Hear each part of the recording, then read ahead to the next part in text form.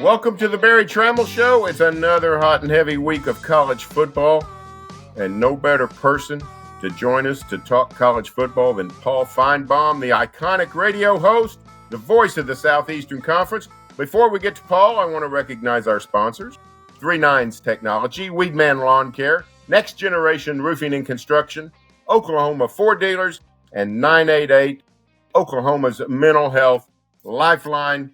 And we now welcome in Paul Finebaum. Paul, welcome to the show. It's a treat to talk with you, just as such an iconic part of college football.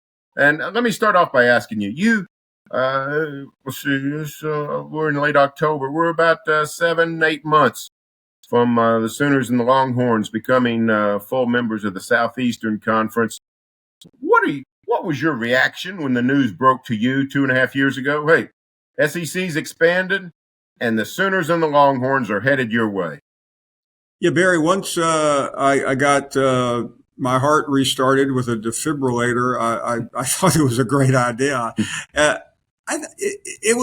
What's interesting about what happened is that a number of years ago, I'd say 6 or 7 years ago, I picked up something, and I think we've talked about this in the past, that there was a real interest from Oklahoma to pursue coming into the SEC. It took a while, but I felt pretty comfortable where the information was coming from. Texas would have never believed it, and for a lot of reasons that you're familiar with. I just didn't think what happened in 2010 and 11, with them wanting to go west, that they would ever be able to adjust to going the other direction. So once it all settled down, I really felt like it was one of the most important moments in the history of the Southeastern Conference. I was just jacked beyond belief. And I still am, because, there have been several different iterations in my lifetime. You had Arkansas, South Carolina, A&M, Missouri, but this blows everything else away, including what's been going on around the college football map. When you look at the Sooners and the Longhorns, what do you like about them as SEC fits? Of course, the geography is a natural.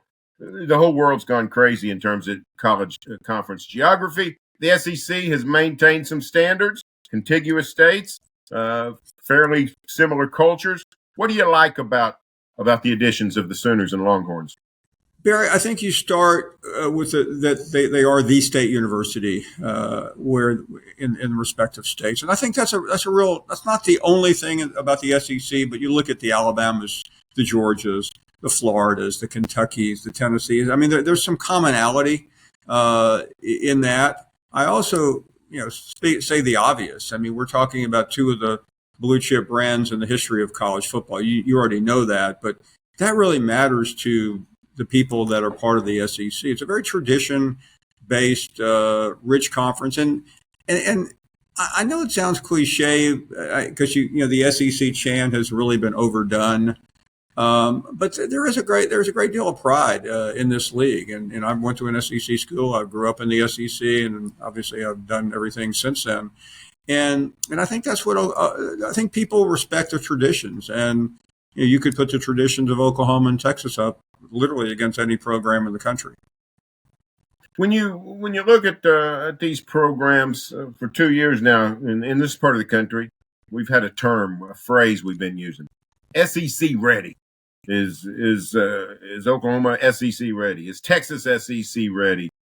That's football roster. That's facilities. That's the tailgating scene. That's everything. They're definitely ready. And I've been to both places. I've only been to Oklahoma once for a game. I was there. I believe it was 2002 for the Oklahoma-Alabama game, which was just a tremendous experience for me. I've also been to Oklahoma State for a game. I'll leave that for another podcast. But to me, the experience in Norman was one of the great ones I've ever had. You had these two great programs competing. Other than the fact that it was about 110 degrees that day, it was early September. It was fabulous, and I think the fact that Oklahoma has always been in contention. And you asked a question about SEC ready a year ago when we would talk occasionally. I wasn't sure. I am sure now. And I think that's the significance of winning that game in Dallas a couple of weeks ago. It ended the conversation about Brent Venables. It ended the conversation about whether the school is ready to come in here. Let's go back a little bit, Paul. And of course, you maybe people know, maybe they don't, but you started out the way a lot of us started out. You started out as a sports writer, a distinguished sports writer, really breaking stories, writing columns, covering the SEC the way a lot of us have covered college football. You broke into radio, and the dang thing has exploded over the decades.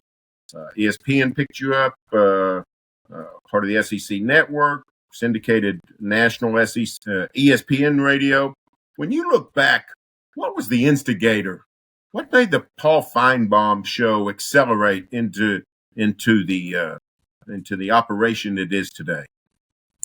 Well, Barry, what I really did, I got in the newspaper business in the 80s, and it really didn't take me long to discover that this was an industry that was not going to survive throughout my career.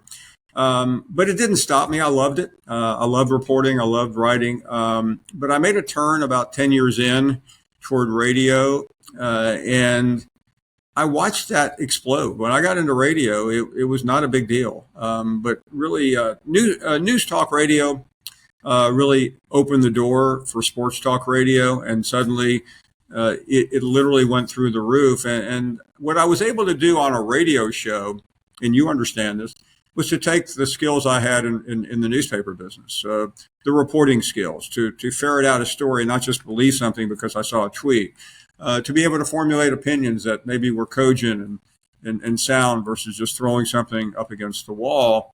And I think it helped. I was the first person in Alabama to ever be critical, to take a look at the underbelly. And I also had the advantage, just like you do, where there were these two competing interests, Auburn and Alabama, like State and OU, and there was always a fan base angry about something, and that was tailor made for talk radio.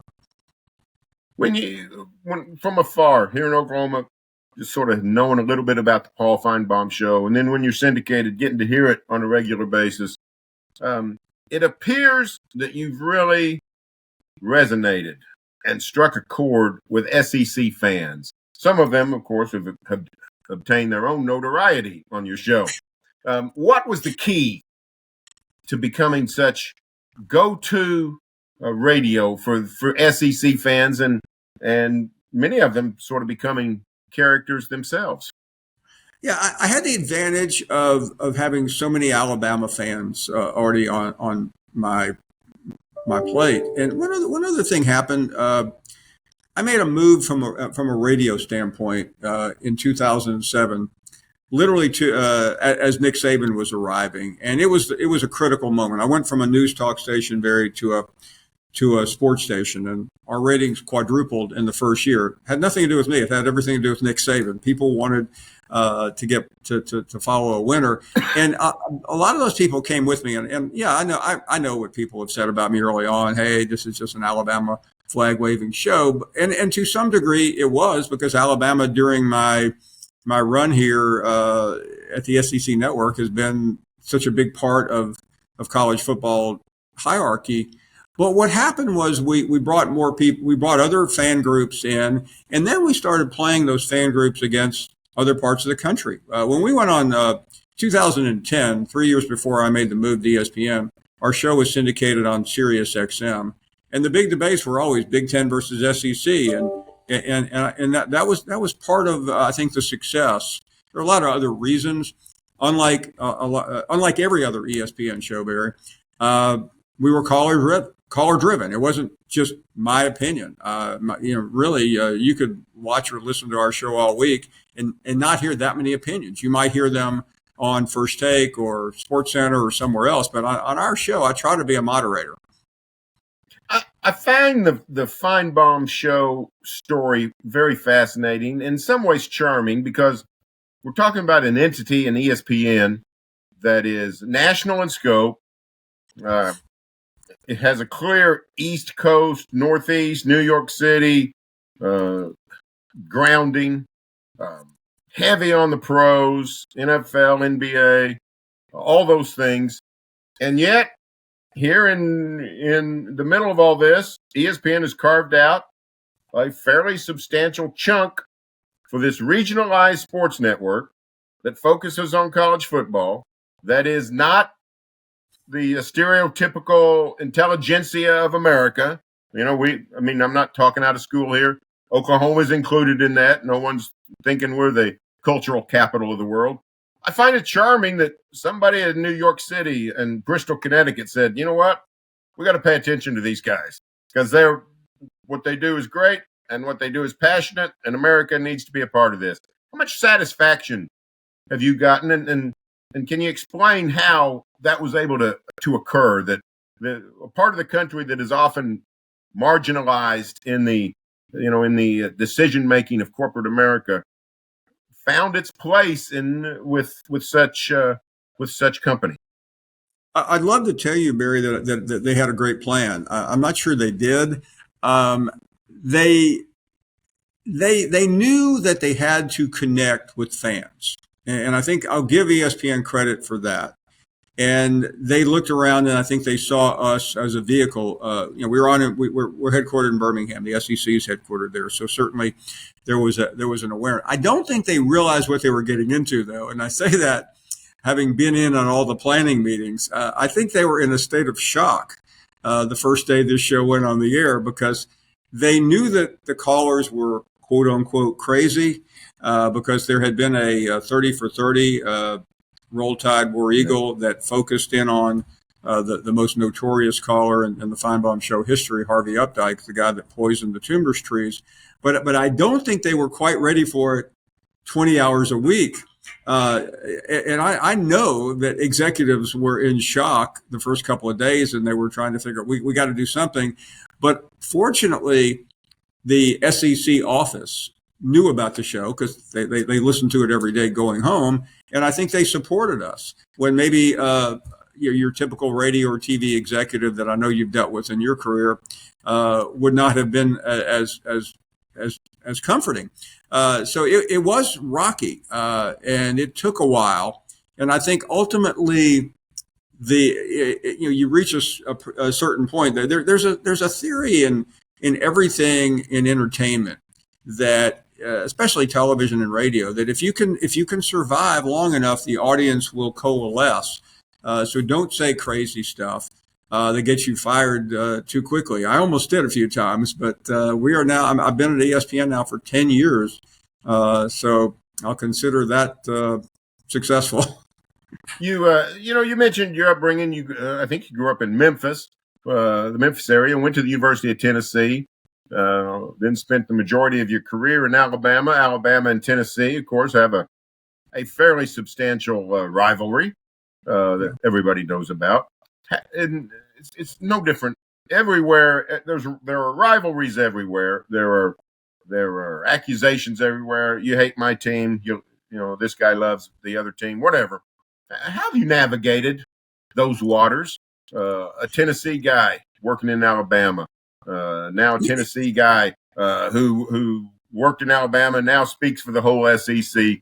Have you overcome most of those claims, do you think? And I guess what I'm asking is, it seems to me that even though people get mad at you, your credibility with the entire SEC footprint is fairly high, perhaps just because of what you talked about, the longevity.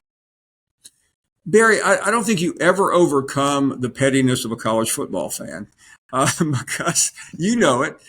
You pick Oklahoma State to beat Oklahoma, and everybody from Oklahoma thinks you're a turncoat. I mean, all you're doing is what you're supposed to do and give an honest opinion.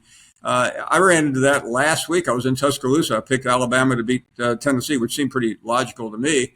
And I started, I was walking out, and Tennessee fans said, how could you turn your back on your alma mater? Well, I wanted to say, well, you conveniently forgot that a year ago in Knoxville, I got out of a stupid coffin wearing a Tennessee jersey, picking Tennessee. It was the first time I'd gone against Alabama in 17 years. It just so happened that I was right, but by the skin of my teeth, with a 40-yard field goal on the final play of the game. But I quit worrying about that stuff. I mean, you have to manage it, and you can't act like you don't care, because the one thing I think you learn when you've done it for the amount of time that we have is that you can't live your life by social media, nor can you react to it. I mean, I have friends who I can't believe what people are saying about me. Well, that's fine. That's what they're supposed to be saying. Yeah, I don't want to act like I don't pay attention to it. I do. I monitor it just to get a sense of, but all that, if you say something and you're getting a bad reaction on social media, literally, my advice would be turn off your computer for an hour, go out to lunch, and another subject has happened by the time you get back. That's how fleeting it is. But the credibility is important, because you have to be authentic and tell the truth. You don't always have to tell the complete truth in the sense of, hey, what do you think of this coach? I think he's a complete loser. No, you might want to say, well, he's seriously challenged, and if he doesn't win Saturday, however, but I think I've learned. I used to be a lot blunter than I am. I've had people in the industry say, "Why don't you go back to the way you used to be?" Well, I don't think I would. I don't think I would be alive long if I did that. Well, it's fascinating radio, I can tell you that. Sooners and Longhorns will be here next year, next October. We'll be sitting here listening to the Paul Finebaum Show, not as a foreign conference, as a conference we're in the middle of. What do listeners that want to get acclimated to the Paul Finebaum Show and get involved, what do they need to know about this culture of the SEC that's embodied by your show? I think it's something. I think what you need to know is that it's a very welcoming group of people. I mean, I know a lot of the plans are already being made to help get the fan bases in Texas and Oklahoma familiarized. The moment that July 1st comes, you're going to see us. I'm not trying to give away the game plan, but you won't have to wait till the football season before you see the Finebaum Show or the SEC Network. I mean, there is just such excitement. But I think, do what you want. I realize you got, Oklahoma State or Oklahoma or whatever team you follow.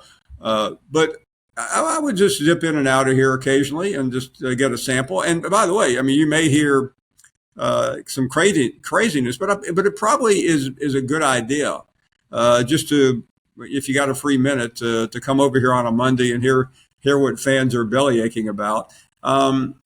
But I also say, Barry, that the level of excitement, not just from me, but from fans across the map are really high. I think Oklahoma will fit in very well. I already hear some of my friends, especially in Tuscaloosa, say that Texas doesn't know what they're getting into, because the idea of, I say this affectionately, but the egos of Alabama fans and Texas fans merging together is going to be bigger than going back zillions of years in the Big Bang Theory. I mean, I don't know how that's going to work. Well, when we look at this 16-team conglomeration, there's going to be growing pains for everybody. Sooners in Texas are going to have to, get more accustomed than the 14 legacy members. But one thing I think that's clear is that conference leaders, both in the Birmingham office and the newsmakers, decision makers around the conference, they have a lot of trust in Paul Finebaum. You get most of the conference's biggest names on your show. You get tips on what the conference is thinking. How have you maintained the good relationship with Greg Sankey and the commissioners before him and the people around the league, whether it's Florida or South Carolina or Missouri or Ole Miss? It doesn't matter where. How have you maintained or developed those relationships? Barry, it's a juggling act, and you know it, having written and said a lot of the same things that I do. I think you have to be seen, and fortunately I am. You have to also get their trust. I'll tell you a very interesting story, and it defies my inner soul. So a week, so the announcement, the story broke about Oklahoma and Texas on Wednesday of media days, as you well know. A week and a half earlier, I'm talking to a friend. I was about to take a few days off, and this guy who will remain nameless called me and said, I got to tell you something just totally crazy. And I said, what's that? He said, I think Oklahoma and Texas are coming into the SEC. I said, you got to be kidding. He said, no, I'm not kidding. He said, I'm pretty sure it could even be announced soon. So do you really want to hear something like that when you're ready to take a few days off? No. But it was a dead time of the year, and I was just holding my breath. I got back in town on Friday afternoon, Barry. Media day started Monday in Birmingham. And I got a call. My contract, I think, had just been extended, ironically. And I got a call from the associate commissioner of the SEC. He said, hey, I just want to congratulate you on, I know it's coming out Monday that your deal is being announced. I said, yeah. I said, hey, I got a crazy question for you. I got a call from a guy, and he mentioned that it could be announced next week. And he said, and the guy said, it won't be announced next week. And at that point, Barry, I knew it was true. There you go. Yeah. But what do you do? The reporter in you wants to break the story, but you also know that if you do, you're simply going to blow up the biggest event of the year.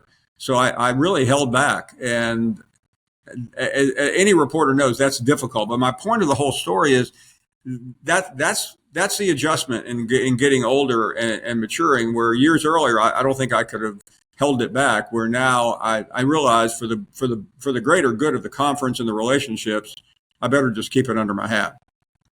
Yeah, that's very instructive for young journalists and everybody else. Is you got to weigh the risks and the rewards of your actions. That's very good. Hey, let me ask. By the way, I mean the reward would have been what? Well, just it was coming out anyway. The ego, the ego, the status, I didn't. But I think I preserved the commissioner and the group knew I knew it. Right.